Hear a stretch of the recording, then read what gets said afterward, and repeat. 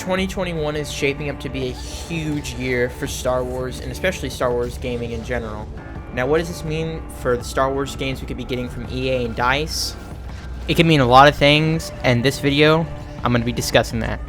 So as I said earlier, this year, 2021, is going to be a huge year for Star Wars gaming in general. We've got the LEGO Star Wars The Skywalker Saga releasing this spring. But as for everything else, we don't really know what's going to be happening this year, and with this video I'm going to be trying to speculate and connect some dots and tell you why I think we might be getting another game, if not a huge amount of news in the coming months from EA. And it's many studios that work on Star Wars games. Every year, Electronic Arts likes to have their little fancy press show called EA Play, taking place around the early part of June.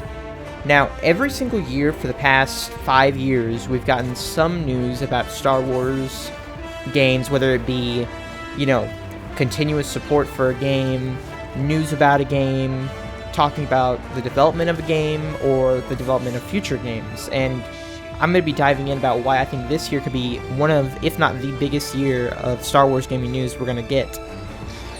So, as I said, the last couple of years at EA Play, EA has made sure to give us a lot of information about Star Wars games in general and what we can see. If we look back at the 2015 EA Play, we see that DICE released their Star Wars Battlefront gameplay trailer, and they really focused on Battlefront that year.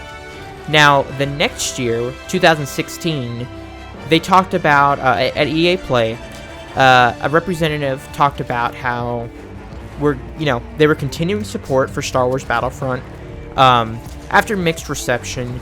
And they talked about how they are developing the sequel, and they gave us a nice little presentation, a nice little video called EA Star Wars A Look Ahead, in which we got to see a lot of the future projects that all the studios under EA are working on. We saw that DICE was continuing support with Star Wars Battlefront, adding the Bespin up DLC, as well as talking about the future of Battlefront, including the Death Star. You can see the Death Star, and you can see Bosk as well. And then we got a little information from Motive Studios in Montreal talking about how they were developing the sequel for Battlefront. They were developing Battlefront 2, and I think they were also working on the VR game as well, the Star Wars Battlefront VR experience, not sure. We then got to see a clip from Respawn, and we knew, at the time we didn't know what game they were making, but you could see two actors engaging in a lightsaber fight in motion capture, and at the time we didn't know, but this was Jedi Fallen Order. Then it moves on to talk about EA shows off their Star Wars Galaxy of Heroes mobile game, and we get some information about Star Wars The Old Republic.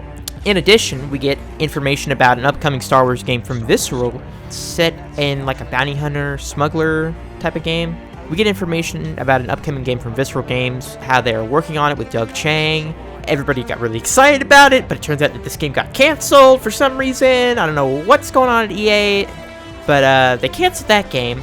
And of course, they ended the little video talking about how they're excited for the future of Star Wars games. Moving on to 2017, we get the unveiling of Star Wars Battlefront 2. Janina Gavankar comes out on stage and talks about the game, and it looks really nice. We don't know all the details at the time, but we get a lot of information about Star Wars Battlefront 2 that year. Moving on to 2018, the developers talk about how Star Wars Battlefront 2 received mixed reception, how they fixed the pay-to-win system, and how they're adding the solo season, and later on that year, the Clone Wars. In 2019, EA Play is mainly focused on Jedi Fallen Order, that being the main Star Wars title that's being developed by Respawn. We get gameplay of that, and we get a lot of details about that as well. Moving on to 2020, we get Star Wars Squadrons, a game which was slightly revealed a little bit early of EA Play. Basically an overview of what the game was going to be. We didn't get to see gameplay at the time. We got a gameplay trailer, but we didn't actually get to see live gameplay take place. Now, how does this all relate, after that huge summary I just gave, how does that relate to this year? Well, if you notice a pattern between EA at their press conferences the past 5 years, they've done three things. They've either talked about how a game is continuing to get updates and receiving support, they're talking about the future games that are being developed, or they're unveiling an entirely new game never before seen, or that has been slightly, unveiled, but they're diving into more details about it. How does this relate to 2021? Well, if you ask me, 2 out of the 3 possibilities are still possible. One of them is not. There's no possible way that EA can make a press conference talking about they're continuing to support a Star Wars game, because they're not. They've given up support on Star Wars Battlefront 2, and Star Wars Squadrons is said to not have any big DLCs after after adding the B-Wing and the TIE Defender. You can't really add anything more to that game and talk about it at your press conference and make a big deal about it if you're just adding something like a lightsaber hilt. I mean, they added some stuff from the High Republic or something, and they added a lightsaber hilt, I believe, as a cosmetic, and they added some Twitch Prime stuff.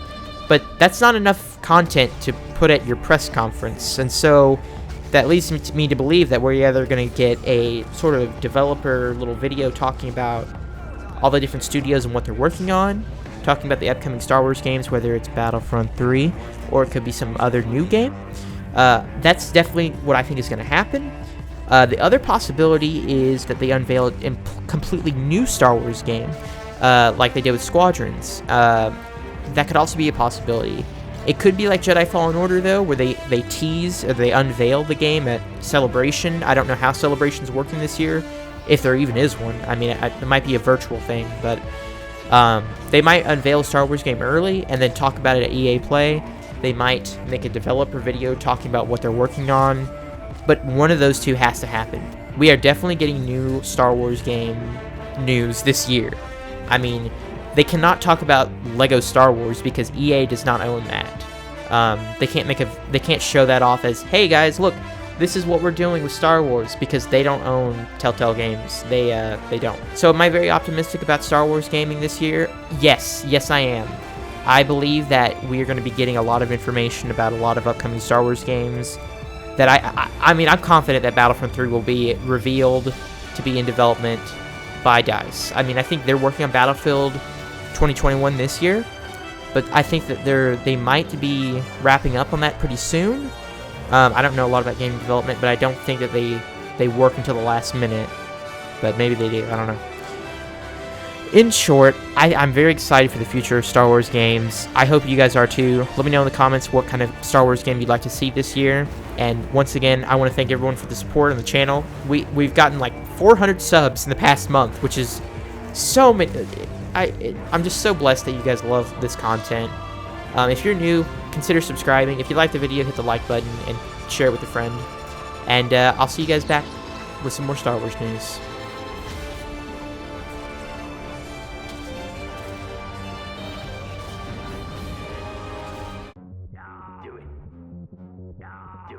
Do it. I am the Senate.